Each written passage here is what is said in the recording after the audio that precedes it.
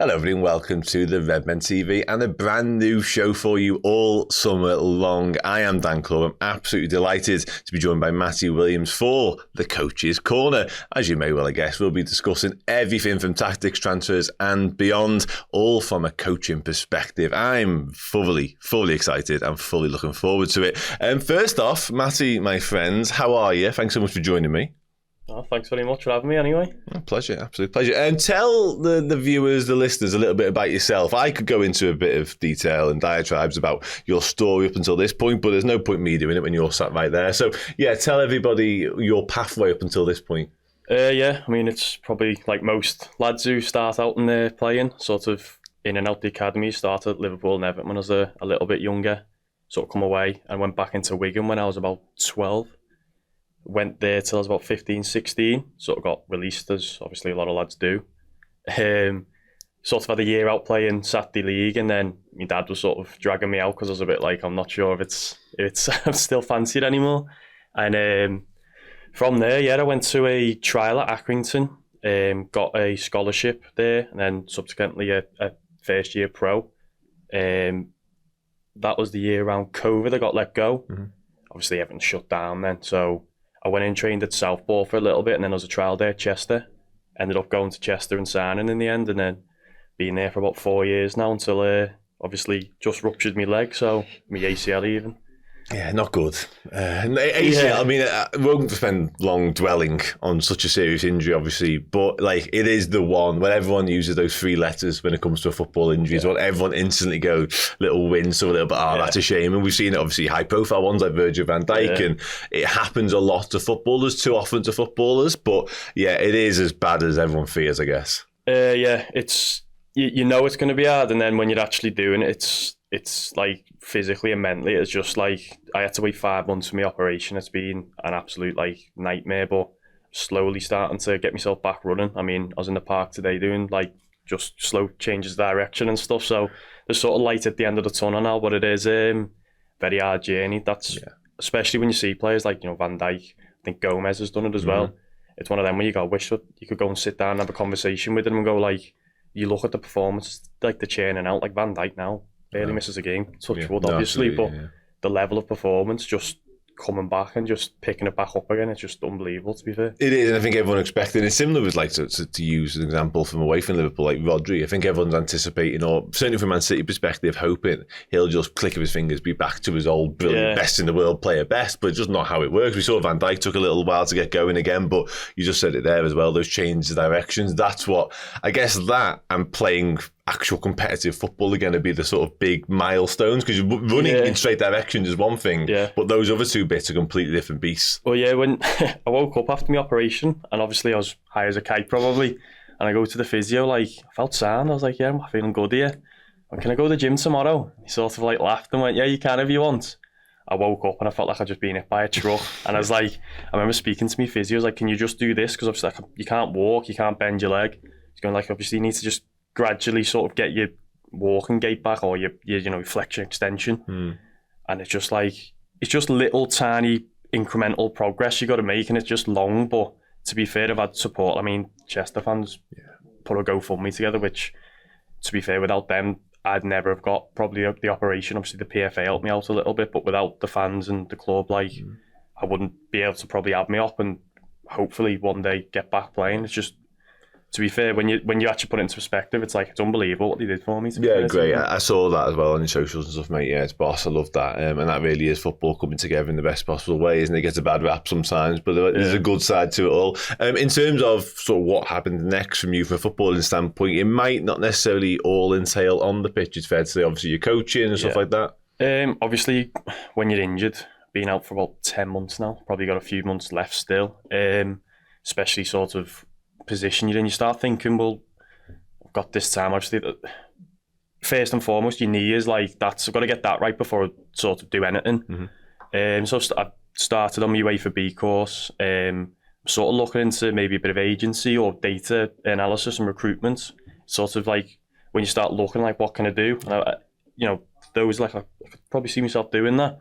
I've had sort of experience with agents where they go missing, and then I've had one now who's throughout the whole process, he's just been like checking up on me, checking I'm okay, and just going like, he even said to me, he used to play himself, he said I'm a bit overweight now, but he said like, if you want to go on a jog with me, he said, let me know and I'll come with you. So it was like, just little things like that, you know, when you're in the gym by yourself, just little things, people coming up to you and just like going, how are you getting on, and that just sort of helps you through the process, because it can be lonely and it can be like a long process to get yourself back fit, really. Yeah, no, definitely. But as you said there, it's fascinating. Obviously, in years gone by, it'd have been very sort of linear in terms of like, you can be a footballer, you can be a coach, you can be a scout, and that's kind of it. But now you're in data and the recruitment side of things and the stats, and we all herald Michael Edwards for the job he's done at Liverpool. Exactly. So there's many different ways of looking at it now. Sporting directors as well come into that too, which kind of leads us nicely onto the first show. I mentioned right at the top, we're going to be looking at a range of different topics. We're going to bring some special guests in along the way to help us out and have some conversations around stuff too. But to begin with, I think it's only fitting, really, given the breaking news literally earlier on today, given the fact Liverpool already secured their first summer signing, and there's probably one very much on the cusp of getting done as well. Squad planning, really, and the recruitment side of things that we've done up until this point. We're going to start off with that. To begin with, Matty, I think we'll have a general sort of look at the players and sort of what it tells us about Liverpool's recruitment, really, in many senses, because you've done a bit of a deeper dive into the players, if you like, and maybe a bit more. Listen, they're clearly all extremely talented, otherwise Liverpool wouldn't be looking at them first, and they wouldn't have had the careers they've had up until this point either. But more, and again, a little bit more behind the curtain in terms of what Liverpool are looking for, in terms of, you can be a great footballer, but to play for Liverpool, you've got to be something else. Yeah, I mean, probably look at the technical, tactical, the physical aspect, but I think the mental aspect and the psychological side to playing for a club like Liverpool is massive. I mean, you've seen it in other clubs when players go, it doesn't work out, and they move on, and all of a sudden they're back. I think the pressure of playing for like a club like Liverpool is like, it's massive, really. I think all three of them are sort of showing like that sort of grittiness about them. You've got Wirtz, just touched on before, the ACL. That was a young age as well. So to come back from that and then sort of do what he's doing now, just to come back in, reach the level he's playing, you see his stats and stuff, he's up there with like the top players in Europe, really. And you've got Frimpong, obviously started off at City, didn't he? Yeah. Moved to Germany, obviously Alonso, and Leverkusen went on to win the title, and he was like a massive part of that. Yeah. And then Kerkez, obviously, had a little bit of it. He sort of moved up, went to AC, ended up in Holland, and now he's come to the Premier League, and you see it last season, you go, his levels are very good. It's interesting that, because they've all had, in many senses, setbacks. Now, I'm reticent to describe a move to AC Milan, or Celtic for that matter, from Frimpong's point of view, as a setback. But I guess when you're at a club like Man City, in Frimpong's case, and you think trajectory is all up from here, and then, with all due respect again to the Scottish Premiership, it's clear, but it's not one of the elite top 5 leagues. You might go, hang on, this wasn't supposed to be what happened. You know what I mean? So he's dealt with that, he's overcome that, he's got his move to the Bundesliga and thrived, absolutely. Kerkez, as you said there, gets his big move from Hungary to AC Milan. He might be thinking, this is it now, no looking back, and then has to go to Holland to almost reset a little bit. So you're absolutely right. It's not like a linear path, so I think it's handling those. I mean, you've seen it with Salah. I mean, I think, was it Ian Graham? He touched on it. I remember him talking about it. There's a lot of players, clubs looking at him and go, maybe he's a failure in England, and then you think he spoke around Klopp and, the recruitment team, and he sort of got the freedom to go, his stats are up there, and Klopp actually at the time sort of said, well, I see that as a positive, that he went away and went, he's come back and went, well, now what? Sort of, now you see the numbers he's putting out, it's a joke, isn't it? Yeah, they might have got that one right, it's fair to say. But Liverpool's recruitment team, by and large, does. You mentioned Ian Gray, and obviously Julian Ward, we touched on Michael Edwards before, obviously Richard Hughes is front and centre now, and it's interesting to get a bit more of a conversation really around what else they're looking at, because the numbers speak for themselves in a lot of the cases, but what makes them stand out, and it might be the stuff that we're touching on here. You mentioned in this that obviously with someone like Florian Wirtz in particular, the ACL injury was a thing, and that was the one red flag actually for me for a long time. That and being not Premier League proven, but I'm not even sure what that sentence means much anymore, really, because he's clearly an elite footballer. But with Wirtz in particular, it's interesting how you mentioned his profile and the price tag. Like how much... Clearly he is of a mindset to cope with that, you wouldn't mind. And Liverpool have clearly identified that as well, therefore they're willing to go and spend this sort of money. I mean, as you touched on there, he's obviously went through that setback, and has it been 3 seasons now, or 2 since he's been back from his ACL? And you look at the level he's putting out, you go, he's got a bit of needle about him. If you're watching games, it was against Portugal. he's not bothered by people come up to him. I think he's sort of shows in his performances, even at Leverkusen. He just picks up the ball and he'll go, right, now what? And he'll just make things happen. So I don't think that side, I mean, touch wood again, that it shouldn't really affect him from what you're seeing, because he's sort of, again, with all three of them, they've had those setbacks and the sort of, especially with Wirtz, with the fees sort of commanding, it looks like he's got that sort of capability to take it on the shoulders and go, yeah, I agree, because you're right, because I think that would be a concern for many football clubs, but Liverpool in particular, because they do such due diligence on the players that Liverpool might look at another character, another mindset, another mentality and go, actually, we don't want to spend that sort of fee on him, because that will weigh heavy and it will become a problem. But with him, they clearly feel like he's capable of taking it in a stride, as you mentioned.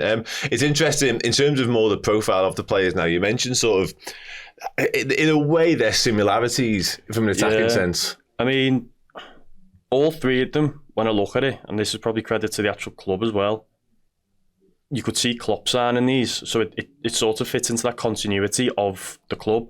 It's almost like they go, right, even recruiting slot, they probably looked at managers who play the same formation, and then under that sort of blanket of that philosophy, that playing style, that system, you do what you want, but it needs to fit within this structure. And you see all three of them can sort of go, yeah, and we fit into that. They're quite dynamic. They can progress with the ball and they can move quite well. So they're all quite athletic as well. So they cover quite a bit of ground as well, which is obviously going to be massive for obviously the Premier League. So physical. Yeah. You look at the ground they cover when you look at them. I mean, Frimpong's a little bit less than the other two, but that's probably because he's playing as the right wing back and he's got more attacking. Well, on that, it's interesting. Obviously, you mentioned in this like the versatility and the flexibility they offer, because I think one of the key questions, Kerkez is not this. Clearly, he's a left back, and that's that really. But when it comes to Frimpong and Wirtz in particular, there have been quite in-depth conversations, whether it be in fan bases, whether it be in your mates, your WhatsApps, or literally on shows like this, about where they play. But away from where we think they'll both play, the fact that you can even have those conversations is a major strength. I mean, yeah, because you've got all three of them and you can all adapt, which, again, gives you the flex. Frimpong can play right wing if he needs to. You've got Wirtz can play. He can play potentially false 9 if he needs to. He can play that 8 role. He can play as a 10. He can play as a left wing. And you go, especially towards like that middle season, when your players get injured and picking up knocks, and you go, right, well, he can do this and he can do that. So it gives you that sort of, all right, well, we can just slot this in, and we've got other players there who can pick up the role quite well as well. Do you think it's obviously, you mentioned in terms of Arne Slot liking that ability to be flexible with his personnel and with his systems, because we have seen him go to sort of the 2 false 9s or the 2 10s, however you want to describe it. Really, Wirtz is an option there too. Again, it feels very in keeping with what he wants from his squad. Yeah, I mean, you can see, like, all the players, like obviously Salah's sort of stuck in that role, but all midfielders, if needs be, they can all rotate and do a different role within that central midfield place. You got, obviously, you've seen Diaz come in and play as the false 9 at times, which, to be fair, I think will be interesting to see what we do with the striker at some point, because you got the Bobby role, which teams like, obviously now we're like, do you want that is that going to be the case again? Or you got like the Nunes, who is he going to be the one who stretches and pins the centre backs in? So, and I think Wirtz sort of gives you that option as well. Obviously, it'd be interesting to see what happens later in the window as well. Yeah, absolutely. That will develop as and when I think we go and sign a 9, which I do still believe and hope we will do. And I think the writings on the wall for Darwin Nunes have been more reports about that in the past 24 hours, obviously. But I had to smile when he said the Bobby role, because it quite literally is the Bobby role. And as much as I think Wirtz, Diaz, you mentioned, he's done it. Cody Gakpo did it for a bit, and people have tried to emulate it. It's just Bobby Firmino. No one can touch him. He's just a genius, wasn't he? He's just, when you see what he's done, he just pull players left and right, and that give Salah and Mane the freedom to go, I'll make that run inside, or I'll pull them out, and you go, he's occupying so many players, because obviously when he's drifting into like that role, obviously that's here, he's then all the 2 centre-backs are always going, do I go, do I not? He's going, I've got a man on me, you need to step up. And they're going, well, I can't step because there's a guy. It just causes carnage for the opposition. So I think having a player like Wirtz, it's probably not his favourable position, but I think his intelligence on the pitch, I think he could do that. So that's what I'm saying. It's going to be really interesting to see what happens with signings and stuff, because you've got that false 9, which we might touch on at some point with what might happen with the system and stuff. But if you have that other striker, you can go and pin. You slot likes to tweak it, and for different games. So he's probably thinking long term. Well, got him. He's going to be playing wherever, and for that fee, he's going to be starting. Of course, yeah. But we've also got options to go. We'll stretch it then. Now what you're going to do, sort of thing. So it'll be interesting to see what happens. Yeah, I can't wait to see what we do. Like say in that striker department, because I do think we were, as good as we were last season, and we were very good. I've banged this drum all season long. There was definitely deficiencies, might be a strong word, but upgradable areas of the pitch. And I think the 9 is the one we probably haven't addressed yet. Kerkez coming in, I think, upgrades the left-back position for me. Obviously, Wirtz upgrades the 10, if he does indeed play as a 10, of course. And I think just in terms of the squad, having Frimpong is a brilliant option, certainly when obviously Trent left in the circumstances that he did. And before we touch on the sort of more tactical side of things as well, I think another key aspect that you've picked up on from the free signings was the availability and therefore the durability of them all. We always hark back about Gino Wijnaldum and just being available all the time, but it's a massive trait. Yeah, I mean, a team like Liverpool playing, you see in that middle block of the season, at times you could go, maybe the games are catching up with them, but all 3 of them have played about over 80% of their games.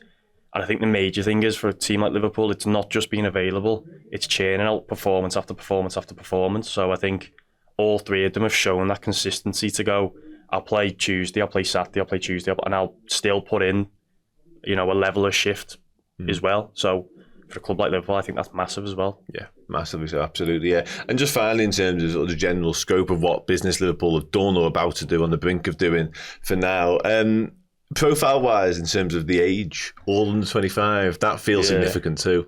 I mean, you hear teams talking, it's sort of like it's like a gradual rebuild. It's not like a reactive. It's like, well, you've got these players for potentially 10 years now, and you can just drop players in and sort of do it. So you've got sort of core players in as you bringing new players in. So there's all that bringing in like a new core of the team to then sort of go, well, when I've got new signings, these are bedded in. So I think that's really interesting, to be fair. And then I think they'll do well. Yeah.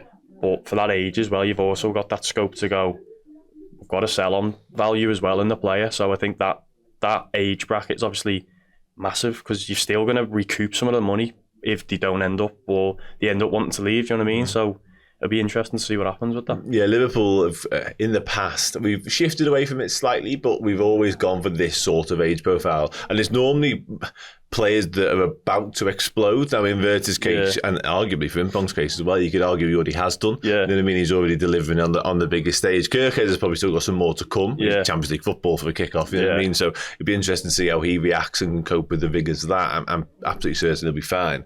But yeah, you're right. Liverpool often go for the lads that are getting there. Just so happens that in this case, we've got Wirtz and Frimpong who've been there already. They're just still under the age of 25. Like, it's remarkable. Yeah, I mean, they've experienced European football and they've done the travel, on Saturday, Tuesday. So I think that's massive. I mean, even with Kerkez, he's Premier League proven. I think he played, was it every game? He started every game. Yeah. I think like 6 players did that in his Premier League. He was one of them, He's Premier League proven as well, which is obviously massive. I mean, you still got Andy Robertson there, who's...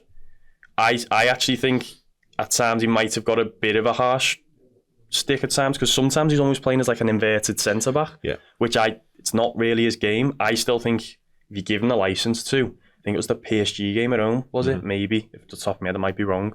When he's given that licence as well, I think he's still, and his character around the group, I think he's, for what he brings, overall package, Robertson's still massive, and I think he'd be key to everything. I agree. I actually think, like, I've often spoke down about Kostas Tsimikas, which might be a bit unfair. Not in terms of his performances, because I think when he's come in, he's actually done amicably well, and I think he's performed really well and come up with some big moments. FA Cup final, Carabao Cup final assist as well. But I've always thought, it's going to sound really harsh, what's he doing a little bit with his career? Because you're never going to usurp Andy Robertson. That became evident after a year or two after he arrived from Olympiacos. So at some point, you literally have played football to very good standard. I played a different sport to very good standard. For me, I always want to be playing. I always want to be part of it, not like on the fringe, on the periphery. Now, to be fair, in Tsimikas' case, he's had opportunities when Robertson's been injured, so he has had minutes and moments on the way, but I never understand squad players. I can't get my head around it at all. Yeah, I mean, it's one of them. When you're not playing, you're not happy. Exactly. To be honest, I mean, you dress it up and you'll do what's right for the team, but for me, you want to be nothing beats going out and playing. It's got a shelf life not playing. Yeah. I think for a certain period of time you can make your peace and do what you've just said and train well and be with the lads and win games, boss. Yeah. But at some point you go, nah. I mean, you have some lads who just love being around. Obviously it's Liverpool as well, so it's like you're going to be winning trophies, you're going to be doing this, you're going to be doing that. Like, you know, you got the training ground, which is unbelievable. You got the new ground, so it's like you're going around Europe, so you go, you know, I can see it. I get it, boys boss, but I get it. But for me, nothing beats playing, in my opinion. You know what I mean? Nothing. And you can make that step down. Let's use, I don't know. Kelleher's done it, hasn't he? He's gone to Brentford because he wants to play. I mean, I think his situation is a little bit unique because Alisson, I think, is the best keeper in the world. It's just the fact he misses a lot of games. So maybe it might be a little bit of Liverpool going, until we have someone who know we can rely on, you can't go as well. But I think he's done that role unbelievably, to be fair to him, and his character, by all means, he looks like a brilliant lad to have around the team as well. He's been a boss professional, he's been a boss number 2, and I think you're right, because remember Villiers obviously coming in now, he's part of the summer recruitment already, albeit signed 12 months earlier. But Liverpool have clearly identified him as potential next best goalkeeper in the world. Kelleher's very, very good. I don't think he's quite that personally, but anyway, and just before we move on to the players from an individual standpoint, you mentioned Andy Robertson there and what he was doing at times this season in terms of becoming that sort of third centre half when Conor Bradley or Trent, usually Trent, wanders into midfield or whatever. I want to get a quick idea from you on the board here, if you don't mind, about let's include all 3 of them in the starting 11, and let's sort of do starting positions, if you like, on them, because I think it's fascinating, especially when it comes to 2 fullbacks, because Frimpong in particular is going to be so advanced. Like, obviously, in possession, he's going to be, I would imagine, somewhere around here with Salah, you know what I mean? So try and just play around with that if you can. I mean, Frimpong, as I say, his starting position, he doesn't really get involved in the build-up, but that obviously, again, he was right wing-back. He might be able to do it. I mean, again, you've still got Conor Bradley there as well, which I think, he's had a few injury troubles, so they're probably looking at that sign. Just makes sense, doesn't it? Because you got both of them going, I want to start, and it's just going to push the performance. But I think, there's probably 2 aspects to it. I think you've probably seen as a little tweak from Slot towards the end of the season. I think it was Arsenal or maybe Brighton. At times, especially from goal kicks, you sort of seen Alisson step up and the other centre-back kick round, which sort of frees up Frimpong, or obviously you can do it vice versa when you go, and then it sort of starts like that just from the goal kick phase. It just pushes them up a little bit.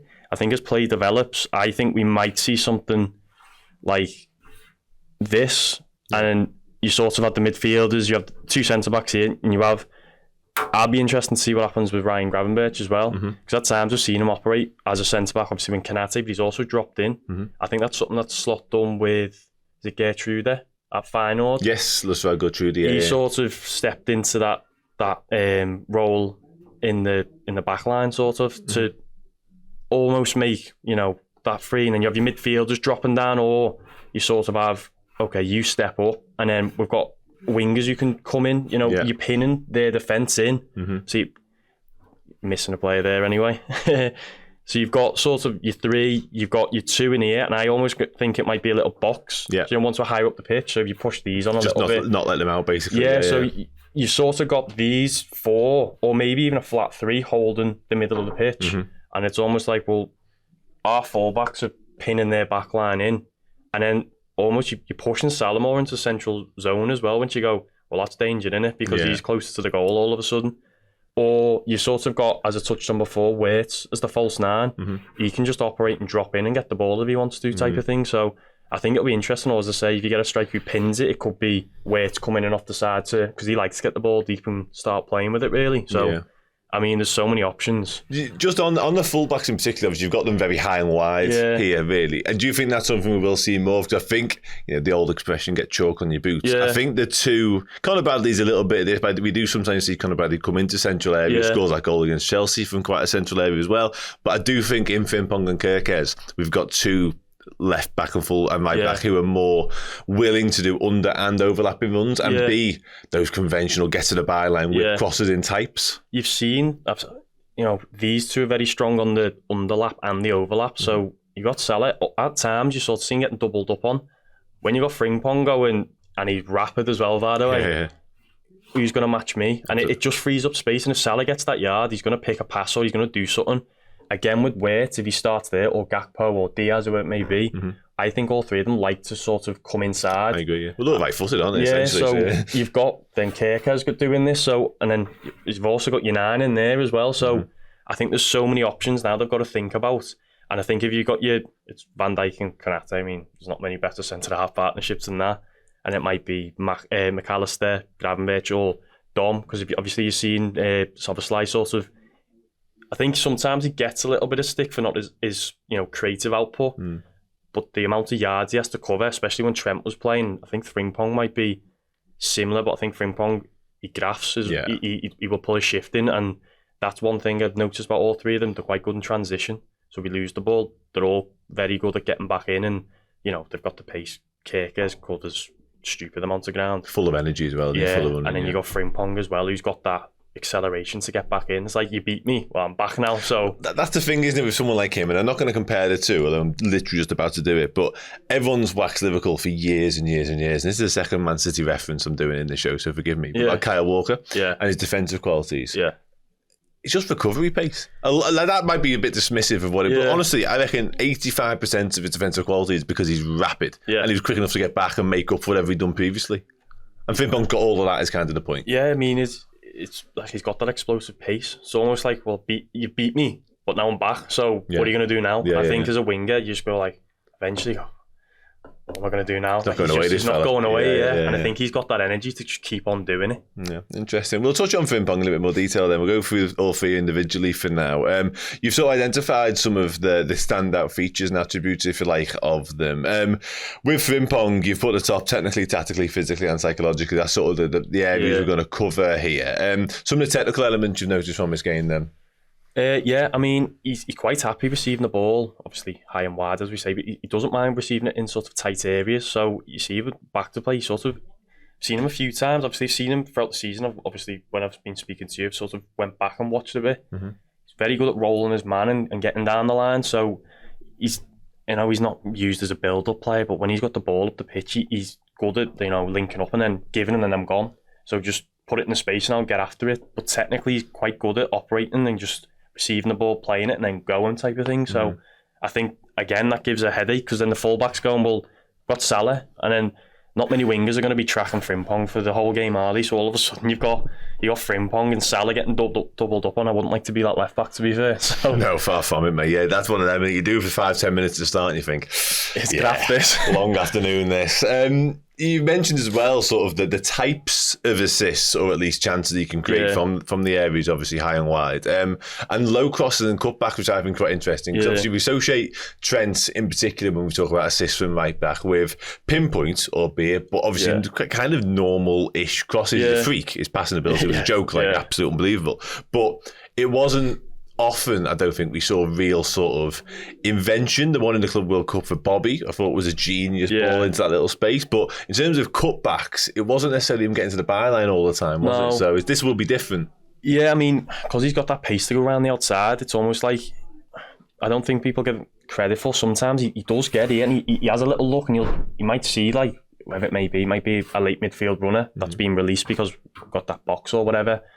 He get his head up, and he'll have that little check, and he knows where to put it. I mean, it's one of them where you go, as a fullback, you sort of put it in a good area and someone needs to get on the end of it. But I think he does have that element of, he can cross it a little bit deeper. Obviously, he's not going to be, I mean, he might surprise us on that. He's not going to be Trent's level in terms of putting that ball in, but I actually think his crossing's to a good standard as well. So I think he's got that little bit of, I'm not just getting there and going, what do we do now? He will get his head up and try and sort of see where the bodies are really, and see if there's a runner who's got a little, beat his man. So I think that'll be interesting to see how that develops. And I think in terms of the people coming on to that, making those bursts into the box as well, like we've seen McAllister's quality from distance, we've seen bits of it from Gravenberch, but I think Szoboszlai, when he's on the pitch, of course, I think Wirtz might sort of thrive in that department as well, but I think Szoboszlai might be the main benefactor from it, because he does feel like one whose numbers need to probably go up. I know Slot touched on it a few times over the course of the season, but cutbacks onto the edge of the 18-yard box for Dom Szoboszlai feel dangerous.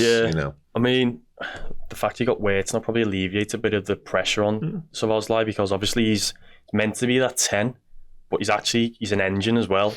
Like, you forget how much ground, like, because Salah obviously spoke about with Slot, he had that conversation in the summer. He went, if you want me to get those numbers, I can't track back as much type of thing. And I think Dom's been the one who sort of picked up the slack and went, if Trent's going, I'll go down there, or I'll go, you know what I mean? So I think it alleviates the pressure, but I think he's got the capability to go on, I'll go on a pull back and I'll just smash it in.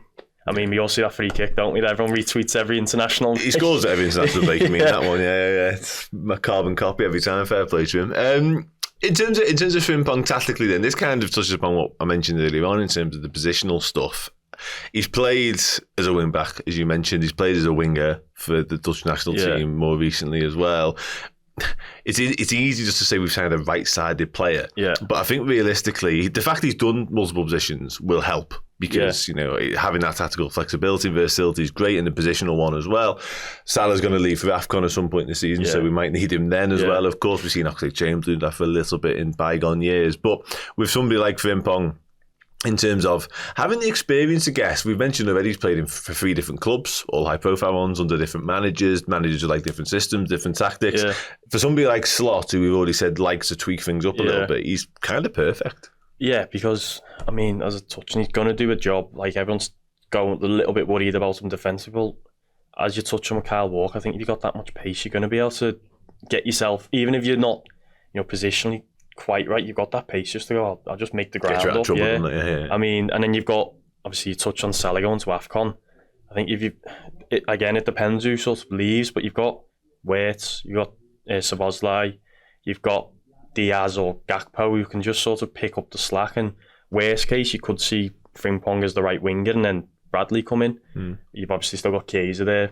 Of anything, do you want to keep him just for the song? Well, he can't go anywhere. He's contractually obliged to never leave the football club now. He'll be manager at one point. I think you're right. Like I say, I think with somebody like Frimpong, the fact that he's done different jobs before means he's just the perfect squad addition, really, in many senses, and especially for the fee. Because the headline this summer is going to be the Florian Wirtz fee, absolutely. But the fact we got Frimpong for 30 million quid is silly. In today's market, it's really, really silly. You've touched on a couple of things already in terms of his physical strength. But you mentioned the fact he played over 80% of the matches, which is massively important. We've got to touch on recovery pace there as well. But I think it's impossible not to watch him play football and just be amazed by how quick he is, which, as you know from playing football, centre back as well. Yeah. Pace is not good news for the opposition, is it? Oh, it's just a headache, isn't it? Because you're trying to think 2 steps ahead, but he doesn't need to, because he's like he's like the road runner, and he's just get on my bike and I'll go and find the ball. Yeah, real problem. Just to summarise, then, you touched on some psychological impacts as well. Obviously, his mentality. That is one thing. Actually, I'm just reading here. He used the word high energy player, which clearly he is. He's just a high energy person. Everyone loves him. Everyone speaks really highly about him. And again, you've been in dressing rooms, same as I have in the past, in different sporting environments. Like, there's a lot to be said for somebody like that just being around the place. I mean, it'll give the lads energy. Have you seen him?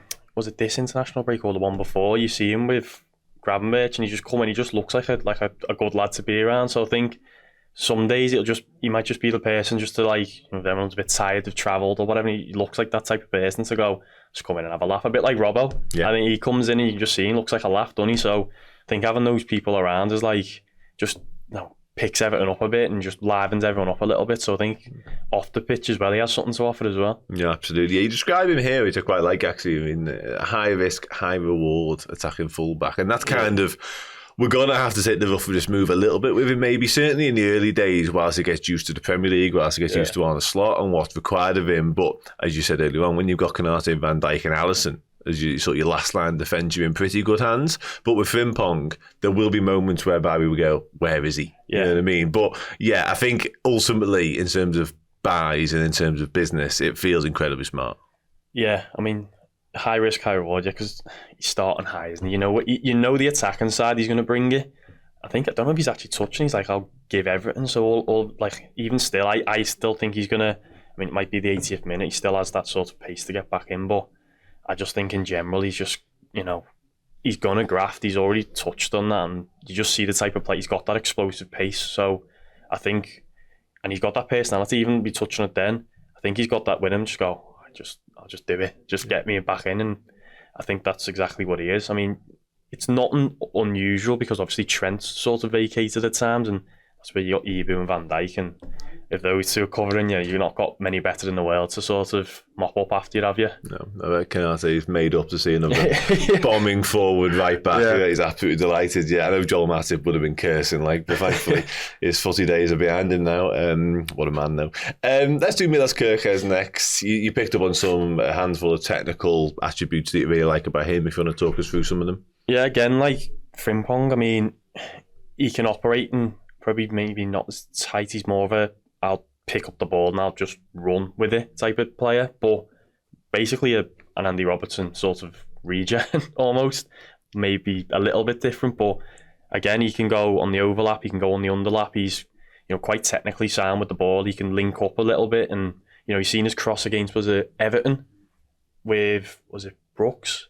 He sort of dug it out, but it weren't just I'll dig it out. You could see him have a little look and just try and pick that player out. So I think he's got that side to him where he's getting the ball and you're confident he's not just going to give it away. I think obviously all of them are the same for that level of player, but I think he's got a lot of tools in his locker to work with. Yeah, for somebody so young still as well, I've been really impressed with the season he's had. For me, probably the best left back in the Premier League in the season just gone. And there's a decent competition for that as well. Look at Nori, obviously Robertson himself at times had a good year in certain aspects.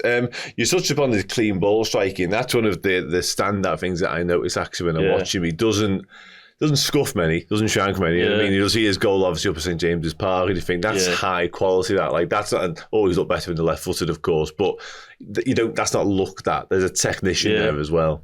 Yeah, I mean that ball striking into Newcastle, as you say, and then that one I was talking about, that cross, he's got that sort of in his locker. Just to again, you can put a good ball in. If he's not. I think it's hard because everyone compares to Trent, but I think he's more like the Robbo. Robbo still put in a good cross, you know what I mean? And then even that you touched on then in Newcastle, that was quite late on, if I remember correctly. I think there's a video of him that went sort of round. He was like on his haunches, weren't he? And he sort of sees the chance and he just goes. Yeah, it's exciting. Really exciting. You might have more of an eye for goal than Andy Robertson as well. If you got volley on target from sort of like the 8 yards out, that'd be boss. Yeah, I'll be made up with that. Andy Robertson could have 20 Premier League goals by now if you could do that. Tactically wise, from Kerkez, I'll let you sort of take the lead on this a little bit. Ultimately, my takeaway from it is the fact that I really like watching Bournemouth. I think Andoni Areola is a really intelligent football coach. Yeah. Therefore, if he's worked with Kerkez and he's got that tune out of Kerkez must know what he's doing a little bit. Yeah, I mean, again, like Robertson, he probably could do a job if he comes in slot. That's, again, with all the players, you've got so many, because we've seen how slot he likes to tamper, doesn't he? So it might even be our time, well, you're doing this role now. I think he's got that sort of adaptability to his game where he can go, all right, well, maybe I do need to sit this half. And I think he has that in his lock. I think he's, as a touch point, he's mature enough to go, I know what I've been told to do and I can do it type of thing. So carrying out instructions actually is a big thing. Like I said, I think Areola's a real a tactician, and he's sort of transformed Bournemouth in every sense, because obviously when they sacked Gary O'Neill, wasn't it, when they appointed Areola, and it was a bit of a left field thing, so I thought Gary O'Neill did a decent job actually, and they clearly, Richard Hughes identified Areola as the one to go and do it, and he just made them this absolute beast of a football team now. But as I say, if Kerkez can operate under his instructions, and he's onto something. Just in terms of the physical attributes, we've kind of touched upon them along the way as well, but again, for me, you just said it there really in terms of describing that Newcastle goal, but the Andy Robertson in him is obvious. Like, he just never gives up. Yeah, I mean, I touched on before that Newcastle just sort of, there's not really a better clip I can think of to sort of summarise his sort of work ethic. He just grafts, doesn't he? You can see him at not Newcastle, at Bournemouth this year, just getting constantly going up and down the line. So I think he's got that sort of within him. Obviously touching on the tactical, just missed it before. I think especially with a player like Wirtz, Gakpo, Diaz, I think he knows when to go on the overlap or when to go on the underlap. I think that understanding. Yeah. So I think, again, touching all those points, I think he just looks like he's going to be a good signing, just to slot straight in. Yeah, slot straight in as well. I'm here for. We made 700 since he joined the football club, so it's absolutely fine. You describe him in here in your summary actually as dynamic but balanced. I don't think you could really put it much better. Yeah, I mean, you got Frimpong, who is by all means very much a flying fullback. I think you got Kerkez, who's, again, I don't want to keep comparing to Robertson, but he is sort of that Robertson type player where he defensively, I think sometimes people go, well, does dive in a little bit, but I think if you actually look at the timing of his challenges, he's very good at knowing when to dive in or when to hold the play up and get players back around him. So I think he's, again, like Robertson, his work ethic up and down the pitch and his sort of astuteness on the pitch, he sort of knows, right, if he's up there and I can't really get involved in the play, I just sort of, might not be in the back line, but I'll just hold sort of out a little bit. So I think watching him reminds me very much of Andy Robertson. So it's hard to get away from that comparison. I don't want to keep saying it. I've tried numerous times in the past week, but it's impossible. It's literally impossible because it's just so obvious. And it's interesting, obviously, we now got a different manager, and what we believed Arne Slot wanted from his fullbacks felt slightly different, but maybe it is very similar. It's just in Andy Robertson, albeit a still really important member of the squad, he can't quite do what he used to do anymore. So he's gone and got someone that can. Basically, it feels like, you know. So let's do the fun one then, shall we? Florian Wirtz. Just honestly, I said to somebody the other day in the gym, and gym conversation often bleeds into studio conversation when it comes to me. But basically, I'm delighted with the signing of Frimpong.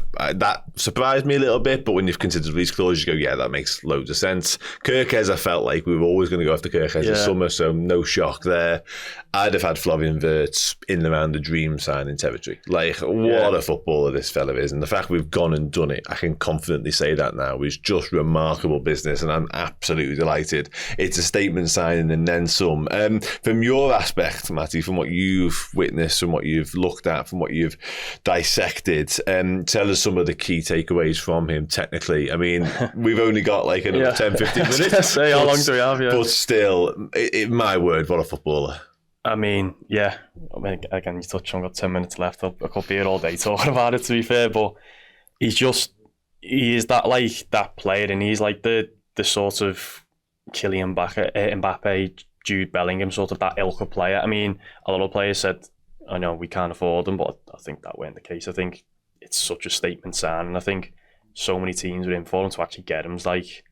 It's going to be massive, but he's that type of player. He's good with both feet as well. He can take it, obviously predominantly right-footed, but he can take it on his left. He's very good in tight spaces.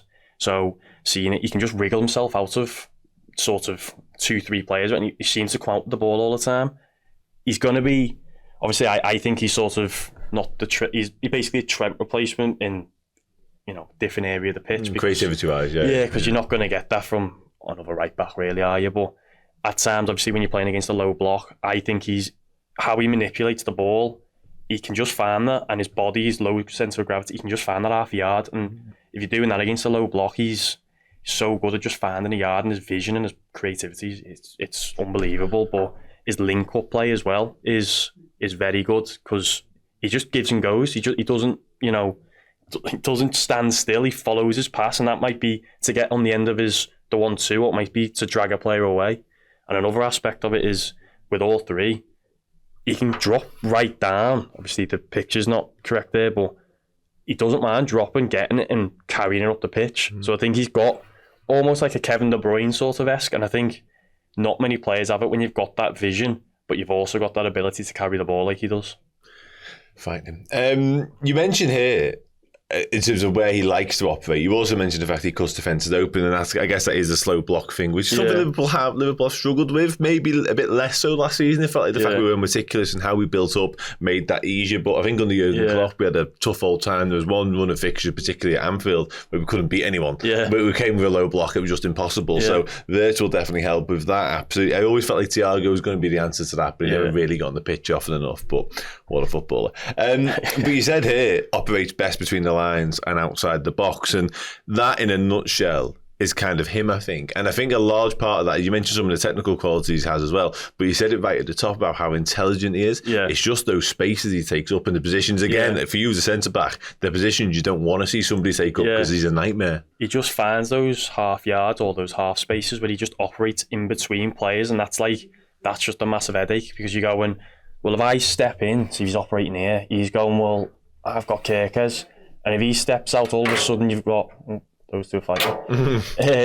All of a sudden, if he steps out, it might be again a runner. So just operating, I think he likes to operate around this as his probably favourite area, but he doesn't mind doing across anywhere, across the front three. So I think, again, is sort of his game intelligence to adapt to different positions. I think that shows everything about him, really, to pick up position, go, right, yeah, sound, I'll crack on now. Yeah, he's comfortable everywhere, absolutely. Yeah, and you said here, in terms of, we've spoken a lot, and I've spoken a lot over the past week or so about all the technical qualities and the eye-catching, the jaw-dropping aspects of his game, because there's a lot of them, obviously. But in terms of, like, but you said it in the piece, in terms of triggering pressing traps, in terms of the running he'll do off the ball as well. Like, a lot of us have gone, well, he's coming into play 10 because the Bosley didn't score enough. Yeah. But what does that mean about the running? Wirtz runs. Yeah, he puts in a shift, and his pressing, sort of, his tactical knowledge of the game is often you'd see him setting the presses at Leverkusen at times. Obviously, there'll be other players who trigger it as well, but he knows when to press. So, almost, that's why I'm touching on. He's just got that many sort of, I can't think of the phrase, but whatever, to his sort of armour. He just knows the game, so he knows what he's going to be doing. So yeah. I just think being able to operate across the front three, and anywhere he goes, he'll go, his slot's going, like, this is your trigger. I think he knows exactly. He can take it from sort of words to just go, right, I'll do that. Yeah. And he sort of knows, obviously, in game there's a little bit of, some changes and whatnot. So I think he's got that in his locker to go, right, yeah, that's me.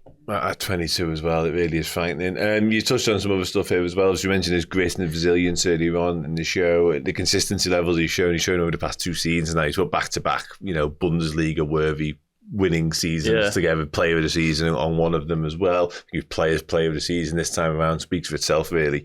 If you're getting voted that amongst your peers, you've onto something like, what I mean? You said it here in terms of not hiding, obviously wanting the ball in tight spaces, but one thing I did want to touch upon quickly is the pressure. Now, we spoke about the pressure, the price tag maybe not being a factor, but big games and the high stakes games, it looks like somebody who takes that in his stride as well. Yeah, I mean, he was a key figure when he won the league. So, I mean, and he was, to take that team to win the Bundesliga against the likes of Bayern, dominated that league for so long. I mean, it says it all, really. He just go, give me the ball. I don't care, just give me the ball. And I think he's that type of player when you just go, all right, you do your own thing and we'll work around it, type of thing. Yeah, serial record breaker as well at his young age. It really is frightening. We touched on most aspects now in terms of what he brings to the squad. Obviously, the long-term value of him could be invaluable given his age and the potential and what he's already producing, of course. And you've said it here in terms of how we wrap up on Wirtz, a future key pillar of the team, both creatively and structurally. Like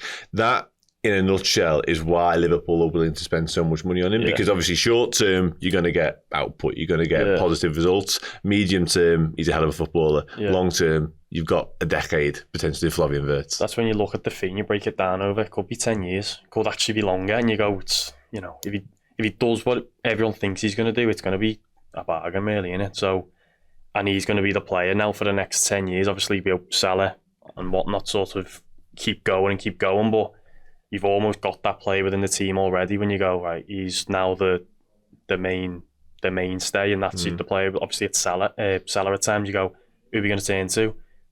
Maybe he could be the new sort of bedding him in the next few years before, whatever happens. Yeah, he's got that talismanic qualities. He's got that superstar in him, clearly. So I think having somebody next in line to the throne, as it were, for Mo Salah is not a bad place to be in if you're Liverpool.